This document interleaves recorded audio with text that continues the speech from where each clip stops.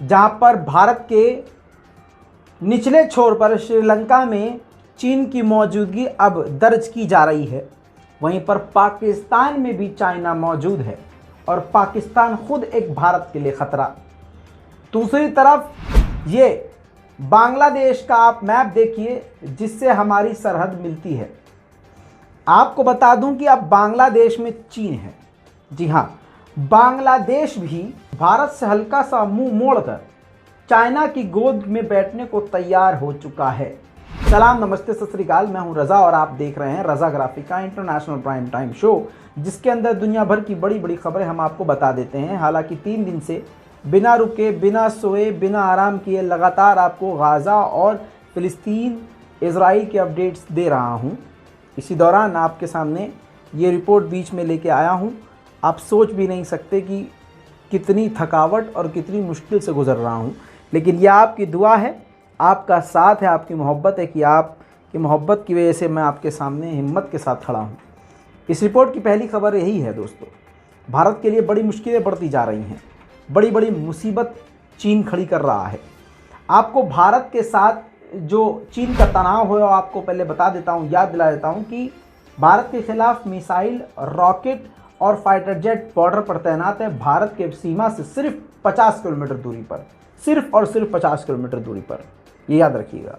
दूसरी तरफ श्रीलंका के हब्बन टोटा पोर्ट की तरफ उसका जासूसी युद्धपोत तेजी से आगे बढ़ रहा है, अभी तक रुका नहीं है। तीसरी तरफ अब बांग्लादेश के दौरे पर 18 घंटे के दौरे पर चीन के विदेश मंत्री वांग पहुंचे हैं। आपको बताऊं कि शेख हसीना के साथ उन्होंने कई सारे बड़े बड़े लीडर्स के साथ मुलाकात करी है। बांग्लादेश में हालात ख़राब हैं, श्रीलंका जैसे लगभग हालात हैं, लोग सड़कों पर उतरकर महंगाई के खिलाफ प्रदर्शन कर रहे हैं, इकोनॉमी जीडीपी का बहुत बुरा हाल है। आपको बता दूं कि इसका पूरा फ़ायदा उठाते हुए चीन वहां पहुंच चुका है और दोनों देशों के बीच में कई सारी डील्स हुई हैं, जिसमें आपको समुद्र ज्ञान के बारे में नहीं पता तो आपको बता दूं कि समुद्र ज्ञान को लेकर दोनों देशों के बीच में डील हुई है, जिसमें अब बांग्लादेश के समुद्र के करीब, बल्कि समझ लीजिए कि भारत के बिल्कुल करीब बांग्लादेश के साथ चाइना कई सारे प्रोजेक्ट्स को रन करेगा। इस बहाने भारत के और भी करीब दूसरे छोर से चाइना आ चुका है। अब 56 इंच की छाती पर चढ़कर चाइना गबागब घूंसा मार रहा है, लेकिन 56 इंच वाले को कोई असर नहीं पड़ रहा, क्योंकि आप जानते हैं कि जितने भी भारत के अंधभक्त हैं, इनके बाप दादाओं को भारत से कोई मोहब्बत नहीं थी, इसीलिए वे अंग्रेज़ों का गू उठाते थे। हाल में ही आपको पता है कि मुसलमानों के साथ भारत में क्या हो रहा है, लेकिन बिल्डोज़र सब मुसलमानों के खिलाफ चल रहा है, लेकिन एक भी बिल्डोज़र गलती से चीन की तरफ नहीं जा पा रहा है। यह है बिल्डोज़र की औकात, फर्जी है बिल्डोज़र, गरीबों और मुसलमानों और दलितों के खिलाफ बिल्डोज़र काम करता है केवल। अब आपको बता दूं कि ये बात मैं अपने मन से नहीं कह रहा हूं, चाइना की बांग्लादेश में उपस्थिति भारत के लिए खतरा है, ऐसा दर्जनों जगह खबर आ चुकी है और भारत इस पर पूरी तरह से सतर्क है। दूसरी तरफ म्यांमार, अगर आपको याद होगा तो म्यांमार की सेना की मदद करने वाला भी यही चाइना है। अब म्यांमार में भी चीन मौजूद है, बांग्लादेश में भी चीन मौजूद है, पाकिस्तान में भी चीन मौजूद है, हमारे कश्मीर के बॉर्डर पर भी चीन मौजूद है, लद्दाख के बॉर्डर पर भी चीन मौजूद है और हमारे निचले हिस्से पर यानी श्रीलंका में भी चीन मौजूद है।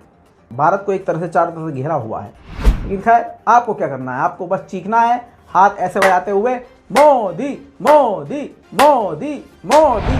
वहीं आपको बता दूं कि भारत को काफी बड़ी कामयाबी मिली है। भारत ने अपने दम पर फाइटर जेट तेजस को बनाया और वो तेजस अब दुनिया के 6 देश खरीदना चाहते हैं, यानी भारत का तेजस अब दुनिया के 6 अलग अलग देशों में दहाड़ मारेगा।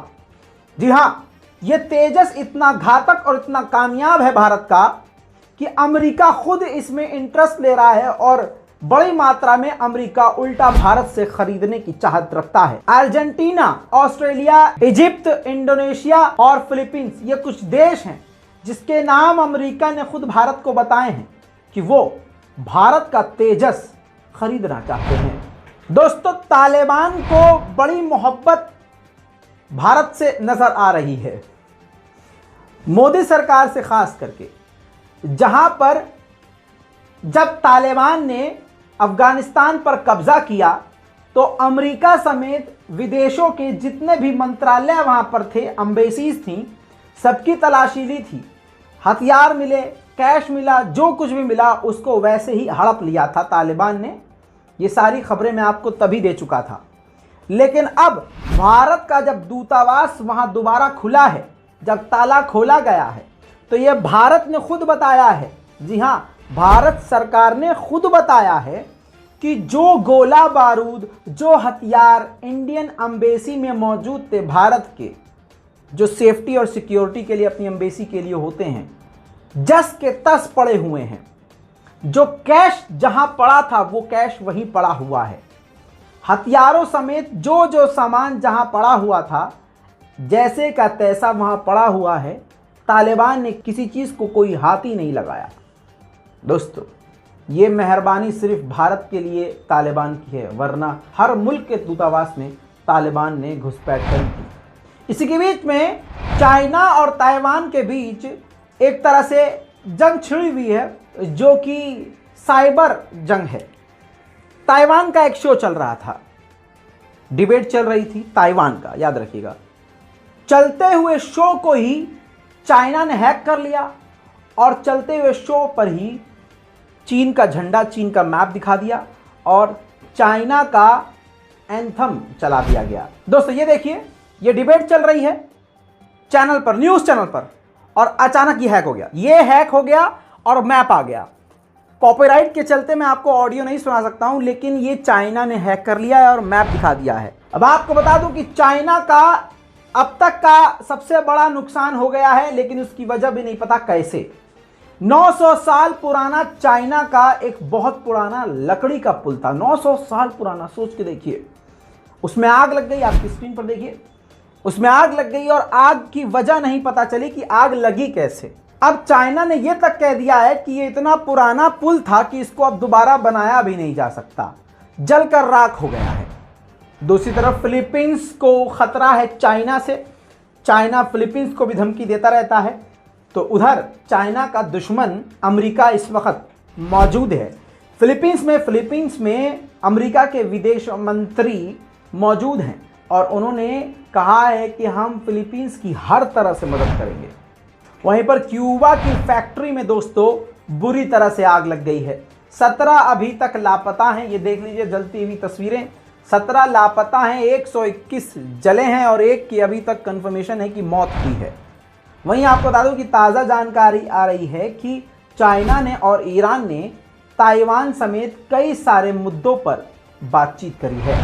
वहीं अज़रबैजान की राजधानी बाकू में सी कंपटीशन, मतलब समुद्र में सेनाओं का कंपटीशन होने वाला है, जिसमें कई देश शामिल होंगे, जिसमें तुर्की और पाकिस्तान भी होंगे। लेकिन आपको बता दूं कि ईरान भी इसमें शामिल होगा। ये पहली बार हो रहा है और बाकू के अंदर पहले ही 2 खतरनाक ईरान के युद्धपोत पहुंच चुके हैं। वहीं इराक ने ईरान से गुजारिश की है कि आप अपनी गैस सप्लाई को बढ़ा दीजिए। यानी कई जगह जंग चल रही है, खासकर ये यूक्रेन और रशिया की, जिसकी वजह से कई देशों में गैस की कमी हो रही है। तो अपने भाई ईरान से इराक ने गुजारिश की है कि आप गैस का निर्यात हमारे लिए बढ़ा दीजिए। वहीं खबर अमेरिका से। अब अमेरिका के ओहायो शहर में जबरदस्त गोलीबारी हुई। इस गोलीबारी में एक बार फिर से 4 लोग मारे गए और कई घायल हैं। देखिए video. It happened inside and outside, I believe. Started inside and came outside.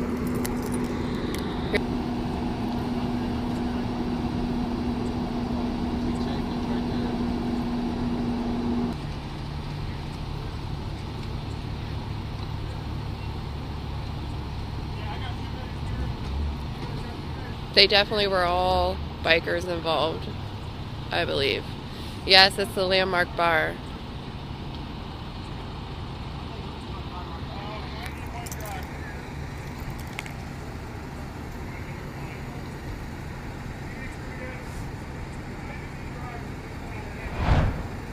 दोस्तों इसी के साथ अब मैं भारत की भी कुछ खबरें इसमें बता देना चाहता हूं, क्योंकि आप इंटरनेशनल प्राइम टाइम इस वक्त मिस कर रहे होंगे। लेकिन जंग की वजह से हमने आपको कुछ अपडेट नहीं दे। लेकिन इतना गाज़ा और इजराइल के बीच बवाल चल रहा था कि नेशनल प्राइम टाइम करना काफ़ी मुश्किल था। तो इसी इंटरनेशनल प्राइम टाइम में भारत की कुछ खबरें आपकी स्क्रीन पर। ये देखिए, भारत में सरकारी, आधिकारिक और बॉलीवुड के तौर पर भी अब नफरत शुरू हो चुकी है। मुसलमानों को निशाना बनाते हुए एक फिल्म आने वाली है जिसका नाम है हम दो हमारे 12। जी हाँ, सरकार का ये एजेंडा चलाने के लिए ये काम किया जा रहा है। इस बात से आप समझ जाइए कि एक तरफ सरकार जनसंख्या नियंत्रण कानून लाने की बात कर रही है, एक तरफ गोदी मीडिया पहले ही इसको हाईलाइट कर रहा है। अब बॉलीवुड में भी ये काम शुरू हो गया है। पोस्टर को ध्यान से देखते रहिए और कैरेक्टर को पहचानिए। अब मैं इसकी पोल खोलता हूं। पोल इस प्रकार है भाई साहब, इस फिल्म के अभिनेता अन्नू कपूर जो खुद 2 शादी कर चुके हैं, जिनसे उनके 4 बच्चे हैं। पहली पत्नी से 1992 में शादी किया, फिर 1993 में तलाक ले लिया, 1995 में दूसरी शादी की और 2005 में फिर तलाक ले लिया। आखिर में 2008 में अन्नू ने पहली पत्नी से दोबारा शादी कर ली। अब आप ही सोचिए, ये इन लोगों की औकात है और मुसलमानों को ये निशाना बना रहे हैं। लानत है ऐसे लोगों पर। इसी के साथ आपकी स्क्रीन पर ये बीजेपी की औकात फिर से देख लीजिए। रिजॉर्ट बनवा रहे थे विधायक, पूरा राम ने हनुमान आश्रम के रास्ते में खुदवा दिखाई, संत ने उसी जगह लगा ली फांसी। संत इस बात से नाराज थे कि भगवान हनुमान के रास्ते में, उनके भगवान के मंदिर के रास्ते में, आश्रम के रास्ते में ये क्यों खाई खुदवाई। और ये बीजेपी के नेता ने किया है काम। उसकी वजह से एक बेचारे साधु को आत्महत्या करनी पड़ गई। लल्लन टॉप का ये प्रूफ आपकी स्क्रीन पर देख लीजिए। लल्लन टॉप की रिपोर्ट के मुताबिक पुलिस ने शव के पास से एक सुसाइड नोट भी बरामद किया है। मौजूदा परिस्थितियों को देखते हुए पुलिस ने इसे आत्महत्या का मामला ही माना है। वहीं साधु के समर्थकों का आरोप है कि स्थानीय बीजेपी विधायक ने साधु को आत्महत्या के लिए उकसाया। वहीं दोस्तों, आपको श्रीकांत त्यागी गालीबाज, घटिया, गलीज, बदतमीज, बेहुदा, जलील बीजेपी का नेता याद होगा, जो नोएडा में महिला को गाली बकता हुआ अपनी बीजेपी की असलियत दिखाता हुआ वायरल हुआ था। जब बीजेपी पूरी तरह से नंगी हो जाती है तो अपने ही बच्चे से पल्ला झाड़ लेती है। बीजेपी ने आधिकारिक तौर से श्रीकांत को मना कर दिया कि ये तो बीजेपी से इसका कोई लेना देना नहीं है। देखिए बेशर्म वाला बयान। श्रीकांत त्यागी नाम का कोई व्यक्ति सोशल मीडिया पर किसी महिला से अभद्रता करते हुए नजर आ रहे हैं। ऐसा एक वीडियो सोशल मीडिया पर वायरल हुआ है। मैं आप सभी को अवगत कराना चाहता हूं कि श्रीकांत त्यागी नाम का व्यक्ति भारतीय जनता पार्टी किसान मोर्चा का राष्ट्रीय कार्यकारिणी का मेंबर कभी न था न कभी है। उसका किसान मोर्चे से कोई वास्ता नहीं है। सरकार और कानून अपना काम करे, उसके खिलाफ उचित कार्रवाई, कानूनी कार्रवाई करे, ये हम चाहते हैं। अब जरा आप अपनी स्क्रीन पर देखिए, औकात बता रहा हूं इनकी मैं। बेगैरतों की औकात देखिए, किसके साथ है? बीजेपी के दिग्गज नेताओं के साथ। ये देखिए, ओफो, ओहो हो, सभापति के साथ भी हैं ये। और बीजेपी का क्या कहना है अब कि भाई इसका बीजेपी से कोई लेना देना नहीं है। और एक कोलाज आपको दिखा देता हूं जिसमें सारे महानायक मौजूद हैं। ये देखिए, बीजेपी के तमाम बड़े चेहरों के साथ गालीबाज बीजेपी नेता है, लेकिन बीजेपी की साफ मक्कारी देखिए कि नहीं नहीं हमारा नहीं है। हालांकि आपकी स्क्रीन पर इस वीडियो को देखिए, पुलिस ने, नोएडा पुलिस ने गाड़ी जब्त कर ली है। जी हां, श्रीकांत तो फरार है बिल्कुल नुपुर शर्मा की तरह, और बचा बीजेपी रही है। वरना इनकी औकात ही क्या कि ये गायब हो जाएं। सोच के देखिए, अगर ये मुसलमान हो तो पाताल से भी ढूंढ कर ले आए। खैर, गालीबाज नेता की गाड़ी को जब्त कर लिया गया है। और मजे की बात यह है कि महिलाओं ने बड़ी जानकारी दी है। महिलाओं ने बताया है कि ये गालीबाज नेता पहली बार ऐसा कांड नहीं कर रहा है, इससे पहले भी दादागिरी दिखा चुका है। न्यूज़ 24 पर महिलाओं का बयान आया है, जरा आप भी सुनिए। इससे पहले भी हुआ था कभी ऐसा? हाँ, इससे आज से 3-4 साल पहले सेम इंसिडेंस हुआ था और सेम ये सब कुछ हुआ था, लेकिन उसके थोड़ा बहुत मीडिया भी इन्वॉल्व हुआ, लेकिन कुछ भी रिजल्ट नहीं आया।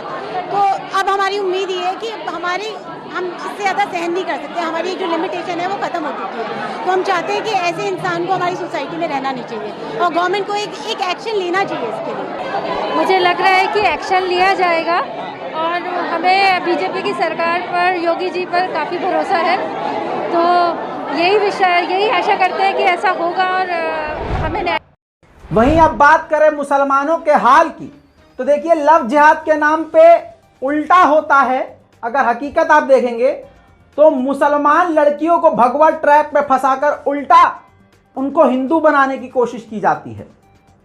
वहीं पर आज इनकी अम्माएं इतनी सारी मर रही हैं, जगह जगह पर गौशाला में ही माताएं मर रही हैं, लेकिन मुसलमानों को गौ रक्षा के नाम पर कत्ल कर दिया जाता है। इसी तरह से जिस प्रकार से धर्म परिवर्तन के नाम पर मुसलमानों को बदनाम किया जाता है, मामला उल्टा सामने आया है।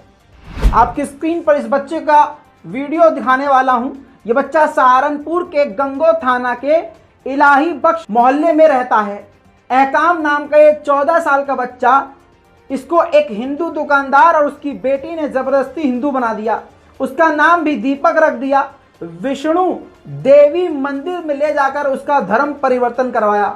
लड़के ने बड़ी मुश्किल से जान बचाई है अपनी। अब पूरा बयान सुनिए बच्चे का। क्या नाम है बेटा? मैं लाला की दुकान पर काम करता था, बाजार में अशोक की दुकान पर जो मैं काम करता था, तो उसने एक दिन मुझे अपने घर में बंद कर लिया। यहाँ से जब घूमने जाके जब गई हमारे साथ, तो उसने कम से कम 15 दिन अपने घर में रखा। मुझे वहीं से नीचे का ताला लगा के रखा था, बाहर में जा रहे हो अंदर आ गया था, धमका था। और जब वैष्णो देवी ले गया तो वहाँ से मेरे हाथ पे टैटू बनवाए और ये टैटू बनवाए इन्होंने। फिर जब मुझे डर लगा तो उन्होंने उनका हाथ छुड़वा के भागा। तो क्या बदतमीजी भी की तुम्हारे साथ? मारा भी था। अच्छा। बंद कर रखा था, मारा भी था। तो जैसे वैष्णो देवी ले गए, फिर क्या आपके साथ में क्या कराया है वैष्णो देवी ले जाके आपको? मैंने जाते ऊपर तो मुझे शक हुआ, मैं उनका हाथ छुड़वा के भागा फिर वहाँ से। अच्छा। हाथ पकड़ रखा था। क्या नाम है लड़की का? रीशु। अच्छा। तो आप जब हाथ छुड़वा कर भाग गए उनसे, तो उससे पहले ये जो टैटू आपके हाथ पे बने हुए, ये कब बनवाए? उसी दिन बनवाए थे, नीचे। अच्छा। तो अभी आप क्या चाहते हैं? आप जो है आपका नाम बदल के उन्होंने क्या कर दिया है? आपका एहकाम नाम है तो हिंदू बनाना चाहते हैं मुझे। आप क्या चाहते हैं? मैं मुसलमान बनना चाहता हूँ और बहका के हिंदू बना रहे हैं मुसलमान। अच्छा, आपको बहका के बनाया? बहका के बना रहे थे हिंदू। अच्छा, आपका क्या नाम रखा है? दीपक रखा था। दीपक रखा था। मेरा नाम एहकाम है। खैर दोस्तों, इस इंटरनेशनल रिपोर्ट में अभी तक के लिए इतना ही। दुआओं में याद रखिए।